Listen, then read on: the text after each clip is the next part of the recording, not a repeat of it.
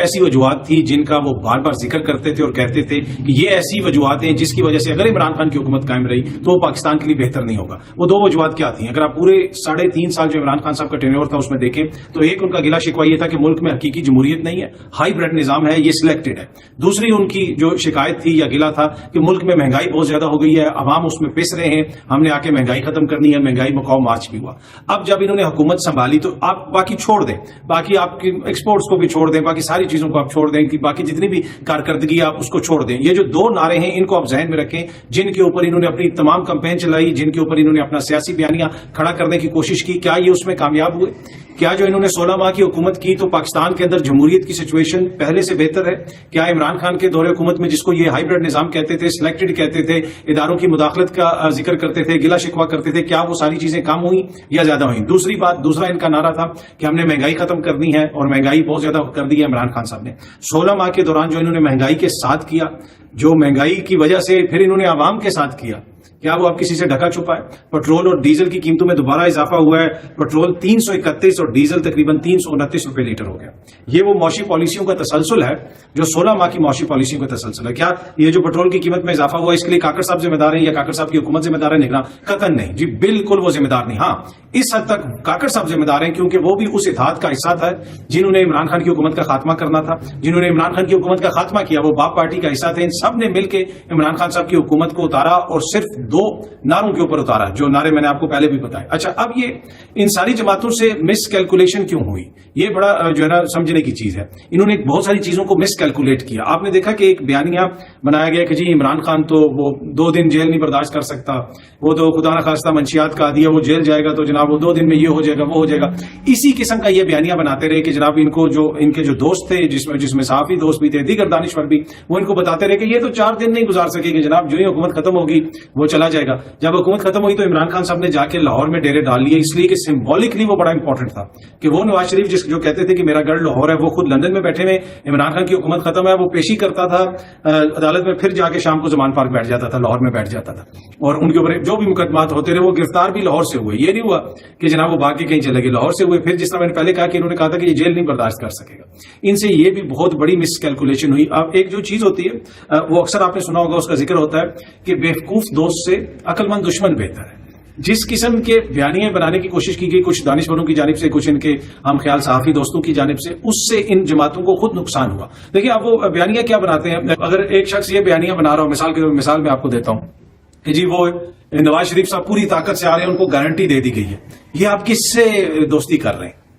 یہ تو آپ بنیادی طور پہ یہ کہہ رہے ہیں, الزام لگا رہے ہیں کہ پاکستان کے کوئی اداروں پہ بھی الزام لگا رہے ہیں کہ ان سب نے ڈیل کر لی, عدلیہ نے ڈیل کر لی, اور نواز شریف آ رہا ہے, اس کا جانا ٹھہر گیا ہے, کوئی ناراض ہو یا کوئی غم کرے, کوئی خوشی کرے, اب یہ ہو جائے گا وہ ہو جائے گا. تو جو اس قسم کی وہ انتہائی سطحی قسم کی باتیں کر کے اپنے آپ کو اور وہ خوش تو کیا جا سکتا ہے, لیکن آپ بنیادی طور پہ ایک ڈیجیٹل فٹ پرنٹ چھوڑ رہے ہیں. بنیادی طور پہ آپ سنگین الزامات لگا رہے ہیں کہ یہاں پہ آئین کی خلاف ورزی ہو رہی ہے, یہاں پہ قانون کی خلاف ورزی ہو رہی ہے, اور آئین اور قانون جائے بھاڑ میں. یہ فیصلہ کر لیا گیا کہ جی عمران خان کو نہیں آنے دینا, اس نے یہ فیصلہ کر لی اور اپنی طرف سے بڑی خوشی سے یہ بات کر رہے تھے. یہ وہ بیوقوفانہ سوچ ہے, یہ وہ بیوقوف دوست ہیں جو ہر دور میں ہر لوگوں کے ساتھ ہوتے ہیں, حکمرانوں کے ساتھ ہوتے ہیں. عمران خان کے دور میں بھی بہت سارے لوگ کہتے ہوتے تھے کہ جی وہ جو ہے وہ بڑی ان کی بالکل یس ہے, تو وہ 15 سال نہیں جائے گا, تو وہ ڈٹ گیا ہے, تو یہ ہو گیا. وہ اس وقت بھی اس طرح کی باتیں ہوتی تھی. اچھا, انہوں نے جو مس کیلکولیشن کی, جو میں نے آپ کو بتایا کہ انہوں نے کہا کہ عمران خان کی حکومت کا خاتمہ ہوگا, اداروں کی سپورٹ اس کو ختم ہو جائے گی, ادھر سے سپورٹ ختم ہو جائے گی, تو وہ بالکل سروائیو نہیں کر سکیں گے. وہ بالکل مس کیلکولیشن ان سے ہوئی, اور اس کے بعد جو عوامی رد عمل آیا وہ آپ کے سامنے ہے. پھر دوسری بات جو مت تھی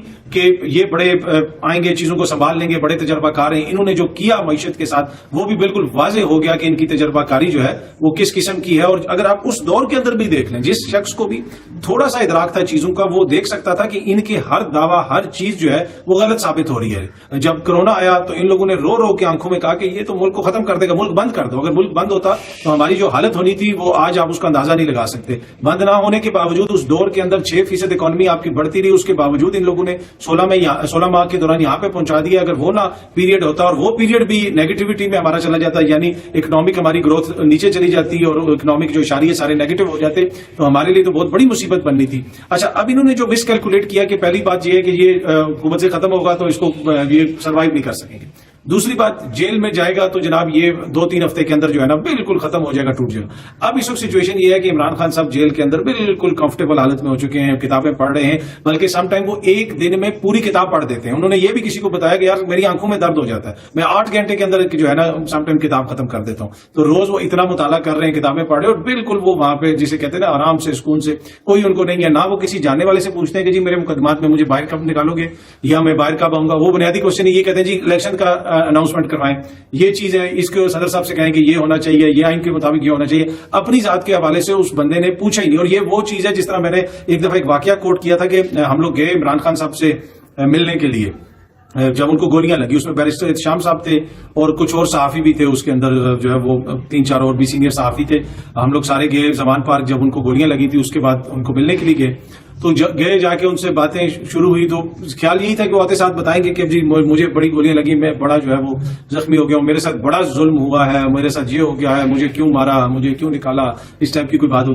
ये बात नहीं, वो आए हैं, वो फ्रेम उन्होंने पकड़ा हुआ था, वो आए, आके बैठे, उन्होंने बात शुरू कर दी, वो ये हो गया, ये इकॉनमी की ये हो गया, ये हो गया, वो हो गया, डिफरेंट बातें होती थी. वो काफी देर गुजर गई और उन्होंने अपने जख्मों का कोई जिक्र ही नहीं किया. तो फिर वो एक साथ सहाफी थे, उन्होंने पूछा कि खान साहब ये आपके जख्मों की क्या हालत है ना. तो वो उन दिनों में उन्होंने सामने टांग रखी होती थी और वो एक टांग छोटा सा टेबल सा था या फुट रेस्ट आप उसको कह सकते हैं उसके ऊपर, और हर 4 सेकंड के बाद उनको अपना पोस्चर चेंज करना पड़ता था. पोस्चर इसलिए चेंज करना पड़ता था कि वो उनके लिए अनकंफर्टेबल हो जाता था, तो वो कभी ऐसे करते थे और फिर थोड़ी देर की टांग अपनी फिर उसको पोस्चर चेंज करते थे. तो वो काफी देर गुजर गए, 10-15 मिनट से ज्यादा, 20 मिनट से ज्यादा का टाइम गुजर गया, उन्होंने जिक्र ही नहीं किया. अलबत्ता उस दौरान वो अपना पोस्चर चेंज करते रहे. तो फिर एक जो सहाफी थे, गालिबन किसी चैनल के ब्यूरो चीफ थे, उन्होंने पूछा, अगर मुझे याद सही है, लेकिन वो किसी सहाफी ने उनसे पूछा कि जनाब के खान साहब ये जो आपके जख्मों की क्या हालत है. तो उन्होंने बताया कि यार ठीक है, एक जख्म, उन्होंने कहा कि ये जो 2 लगी हैं, एक थोड़ा इतना गहरा नहीं है, दूसरा जो उसने हड्डी को ब्रूज कर दिया जिसकी वजह से मुझे बड़ी तकलीफ होती है. ये तकरीबन 3 या 4 सेकंड का या 5 सेकंड का उनका जवाब था. उसके साथ ही अगेन उन्होंने दोबारा पोस्चर चेंज किया, इसलिए कि वो मैंने जैसा पहले बताया कि उनको तकलीफ होती थी तो वो चेंज करते थे अपना पोस्चर बार बार. तो जो ही उन्होंने पोस्चर चेंज किया, वो बात करने के बाद वो दोबारा इन्हीं के ऊपर आ गए. जरदारी साहब, नवाज शरीफ साहब, जो बात हो रही थी इलेक्शंस जो भी हो रहा था, दोबारा वो उस चीज पे आ गए. उन्होंने जिक्र ही नहीं किया, मतलब उन्होंने अपना दुखड़ा कोई रोया ही नहीं किसी किस्म का. और यही सिचुएशन अभी है कि जब जेल में जो भी उनको मिलने जाता है वो अपनी कोई बात ही नहीं करते, दूसरों का पूछते हैं, इसका पूछते हैं. हालिया दिनों में अपने भांजे का वो बार बार जिक्र करते रहे, हसान न्याजी के हवाले से उनको फिक्रमंद थे, जो ख्वातीन हैं कैदी उनके हवाले से वो पूछते रहे. तो ये वो सारी मिसकैलकुलेशंस हैं जो हुई पीडीएम से और उनके दादियों से. वो ये समझते थे कि ये जो ही जाएंगे और अब वो टूट जाएंगे और जनाब किसी किस्म की कोई डील हो जाएगी. अच्छा, अब ख्वाहिश एक तरह से ये भी है कि कोई ऐसी चीज हो जाए, ऐसी सूरत हाल हो जाए, ऐसी चीज सामने आ जाए कि इमरान खान साहब को मुल्क से बाहर भेज दिया जाए. और बाहर कहां भेजा जाए? बाहर भेजा भी सऊदी अरब जाए. जी हाँ जी, बाहर ये आइडिया भी फ्लोट हो रहा है कि उनको सऊदी अरब किसी तरीके से भिजवा दिया जाए. कोई ऐसी बात की जाए, ये कुछ क्वार्टर जो है कुछ सियासी तरफ से ये इस तरह के आइडिया डिस्कस हो रहे हैं कि जी इमरान खान को ठीक है, अगर वो नहीं मसाइल हो रहे, अफरा तफरी है, इकॉनमी ठीक नहीं हो रही, तो इनको जनाब मुल्क सियासत से अलग करके सऊदी अरब भिजवा दिया जाए, ताकि वो जो हमारे ऊपर दाग हैं वो दाग जो है वो दूसरों के ऊपर भी हो जाए कि देखें जी हम भी सजा याफ्ता है, ये भी सजा याफ्ता है, हम मुल्क से बाहर गए,